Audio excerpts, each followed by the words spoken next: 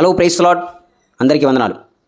ఈ వీడియోలో మనం అపోస్తుల కార్యాలు 14వ అధ్యాయం మనం చర్చించుకుంటాం, వివరించుకుంటాం, తెలియజేయాలని నేను ఆశపడుతున్నాను.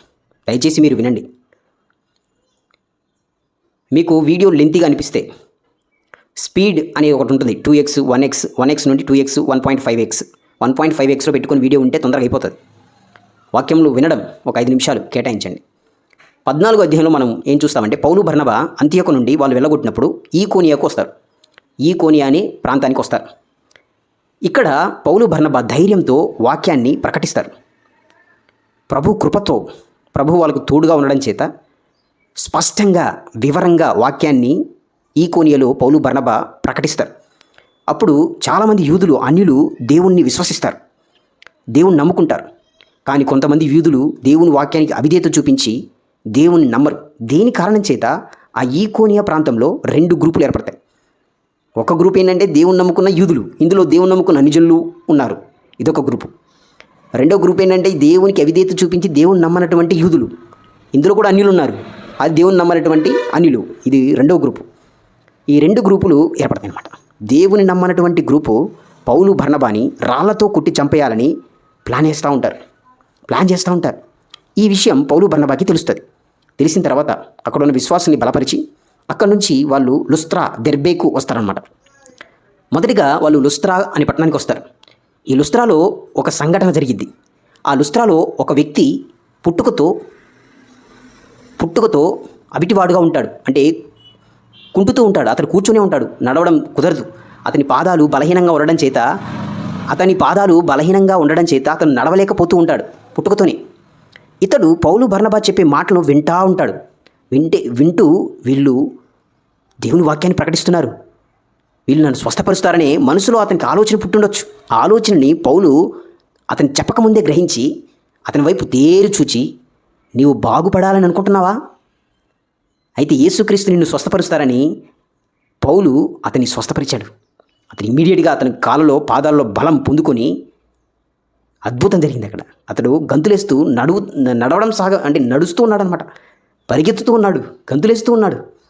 పుట్టుకతో కుంటితనంతో పుట్టిన ఆ వ్యక్తి ఇప్పుడు నడుస్తూ ఉన్నాడు. అది చూసి నా ఊరు వాళ్ళందరూ ఆశ్చర్యపోయారు. రండి జనాలు, రండి, ఇదిగో దేవతలు మనిషి రూపంలో వచ్చారు, రండి అని సంబరాలు చేసుకుంటున్నారు. పౌలుకి హెర్మే అని దేవత పేరు పెట్టేశారు. బర్నబాకి ద్యుపతి అని దేవత పేరు పెట్టేశారు.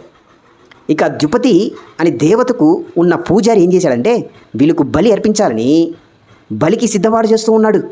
పూలు తీసుకొస్తూ ఉన్నారు, పశువులు తీసుకొస్తూ ఉన్నాడు, బలి అర్పించాలని. ఈ విషయం పౌలు బర్నబాకి తెలిసి బట్టలు చింపుకొని, అయ్యలారా దయచేసి మా మాట వినండి, మేము కూడా మీలాంటి మనుషులమే, మేము కూడా మీలాంటి వ్యక్తులమే, మానవులమే, మాకు మొక్కొద్దు, మీరు మాకు బలులు అర్పించొద్దు, మేము దేవతలము కాము, దేవుళ్ళు కాము, దేవుడు ఒక్కడే, ఆయనే భూమిని అందులో ఉన్న సమస్తాన్ని చేసిన వాడు, ఆయనకి మనం మొక్కాలి.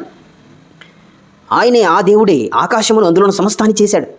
మీకు ఆహారాన్ని దయచేసేవాడు ఆయనే, మీకు ఋతువులను ఏర్పరిచి సకాలంలో వర్షాలు కురిపించేవాడు ఆయనే, మీ పంటలు బాగా పండుతున్నాయంటే కారణం ఆయనే. ఆ సృష్టికర్త అయిన దేవుణ్ణి మీరు నమ్మండి, ఆ దేవుడికి మీరు పూజలు చేయండి, ఆ దేవుణ్ణి ఆరాధించండి, ఆ దేవుణ్ణి, సృష్టికర్త అయిన దేవునికి బలులు అర్పించండి, మీ మనసుల్ని ఆ దేవుడికి అర్పించండి, అతన్ని విశ్వసించండి అని మేము మీకు సువార్త చెప్తున్నా. మేము మానవులంటి వారమే, మానవ స్వభావం కలిగిన సాధారణ మనుషులమే మేము, మాకు మొక్కొద్దు అని వాళ్ళను బలులు అర్పించుకోకుండా నానా ప్రయత్నాలు చేశారు, చాలా ప్రయాసపడ్డారు. చివరికి వాళ్ళు బలుల్ని ఆఫ్ చేశాడనమాట. ఇంకా ఈకోనియా నుండి, అంతియోకు నుండి కొంతమంది యూదులు వచ్చేసి కొంతమంది అన్యుల్ని రేపి పౌలు మీద రాళ్ళు రువ్వి కొడతారు. కొట్టినప్పుడు పౌలు కింద పడిపోతాడు, సూయలేదు, వాళ్ళందరూ చనిపోయారు, ఇంతో పని లేదు, అయిపోయింది అని వాళ్ళు పౌలుని ఈడ్చుకుంటూ వెళ్ళి ఊరు బయట పడేస్తారనమాట. అయినప్పటికీ ఆ శిష్యులు, జనాలందరూ పౌలు చుట్టూ ఉండడం చేత పౌలు బతికి దేవుని కృపను బట్టి అక్కడి నుంచి లేచి వాళ్ళు వెళ్ళిపోయిన తర్వాత బర్నబాని తీసుకొని దెర్బేకు వెళ్ళిపోతాడు. దెర్బేలో అతడు ధైర్యంగా ప్రభు వాక్యాన్ని ప్రకటిస్తూ ఉంటాడు. ఎన్ని కష్టాలు వచ్చినా, ఎన్ని ఇబ్బందులు వచ్చినా, పాపం రక్తం గడ్డకట్టి ఉంటుంది, ఆ పెయిన్ మామూలుగా ఉండేది కాదు. ధైర్యంగా వాక్యాన్ని ప్రకటిస్తూ ఉన్నాడు. దెర్బేలో చాలామంది ప్రభు వాక్యాన్ని విశ్వసించారు, నమ్మారు. అప్పుడు వాళ్ళు అక్కడి నుంచి ఈకోనియాకు, అంతియొక్కకు, లుస్త్రాకు మళ్ళా తిరిగి వచ్చేసి అక్కడ పౌలు ఏం చెప్తున్నాడంటే, మీరు విశ్వాసంలో నిలకడగా ఉండాలి. మనం అనేక శ్రమలు అనుభవించి దేవుని రాజ్యంలో ప్రవేశిస్తాం. దేవుని రాజ్యంలో ప్రవేశించే వాడికి శ్రమలు వస్తాయని చెప్తున్నాడు. నీకు ఇప్పుడు మనకి కూడా శ్రమలు వచ్చే అవకాశాలు ఉన్నాయి. దేవుని రాజ్యంలో ప్రవేశించేటప్పుడు మనకు అనేక శ్రమలు అనుభవించి అందులో ప్రవేశిస్తాం అని. అందుకనే మనం విశ్వాసం కోల్పోకూడదు. మన విశ్వాసం నిలకడగా ఉండాలి.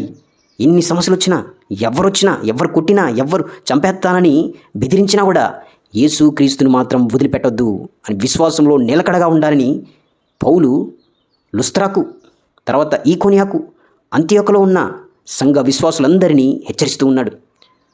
దేవుని వాక్యాన్ని ప్రకటిస్తూ ఉన్నాడు. అక్కడున్న వాళ్ళందరికీ సంఘ పెద్దల్ని ఏర్పాటు చేశాడు. ఉపవాసం ఉన్నారు, ప్రార్థన చేశారు. సంఘ పెద్దల్ని ఏర్పాటు చేశాడు. అక్కడి నుంచి పిసిదియా, తర్వాత అంతియొక్క, తర్వాత పంపులియా, తర్వాత అత్తాలియాకు వచ్చారు. అక్కడ వాక్యాన్ని ప్రకటించి అత్తాలియాకు వస్తారు. అక్కడి నుంచి వాళ్ళు అంతియొక్కకు మరలా తిరిగి వస్తారు. అంతియొక్క తిరిగి వచ్చి దేవుడు పౌలు బర్నబాకు తోడుగా ఉండి చేసిన అద్భుతాలను, ఆశ్చర్య కార్యాలను అక్కడున్న అంతియొక్క సంఘానికి వివరిస్తూ ఉంటాడు పౌలు బర్నబా. ఇంకొక విషయాన్ని పౌలు బర్నబా వాళ్ళకి చెప్తా ఉంటాడు. ఇదిగో, దేవుడు అన్యజనుల కోసం వాళ్ళు రక్షణార్థమైన మార్గాన్ని సిద్ధపరిచాడు కదా, ఆ మార్గాన్ని వీళ్ళకు చెప్తూ వస్తాడనమాట. అన్ని జనులు ఏ విధంగా దేవుని వాక్యాన్ని విని నమ్ముతున్నారు, ఆ మార్గాన్ని పౌలు బర్నబా అక్కడున్న విశ్వాసులకి చెప్తా ఉన్నాడు, బలపరుస్తూ ఉన్నాడు, ప్రార్థన చేస్తూ ఉన్నాడు, వాక్యం చెప్తా ఉన్నాడు. అన్ని సంఘాలని కలుపుకుంటూ, అన్ని సంఘాలు ఈకోనియా అంతియొక్కలోనే కదా పౌలు, లుస్త్రాలోనే కదా పౌలుని రాళ్ళతో కొట్టింది. మళ్ళీ ఎక్కడికి వచ్చాడు, మళ్ళీ అంతియొక్కకు వచ్చారు, ఈకోనియాకు వచ్చాడు. వాళ్ళకి భయపడలేదు, దేవుడికి భయపడ్డాడు. దేవుడికి భయపడి ఎక్కడైతే శ్రమలు అనుభవించాడో అక్కడికే వచ్చి అక్కడున్న విశ్వాసాన్ని బలపరుస్తున్నాడు. మీరు విశ్వాసంలో నిలకడగా ఉండాలి. మనం అనేక శ్రమలు అనుభవించి దేవుని రాజ్యంలో ప్రవేశిస్తాం, మర్చిపోవద్దు. ఉపవాసం ఉంటున్నా, ప్రార్థన చేస్తున్నారు, సంఘ పెద్దలను ఏర్పాటు చేస్తున్నాడు. అన్ని జనులకి ఏ విధంగా దేవుడు రక్షణార్థమైన కార్యం జరిగిస్తున్నాడో ఆ కార్య మార్గాన్ని వాళ్ళందరికీ తేటంగా, స్పష్టంగా వివరిస్తున్నాడు.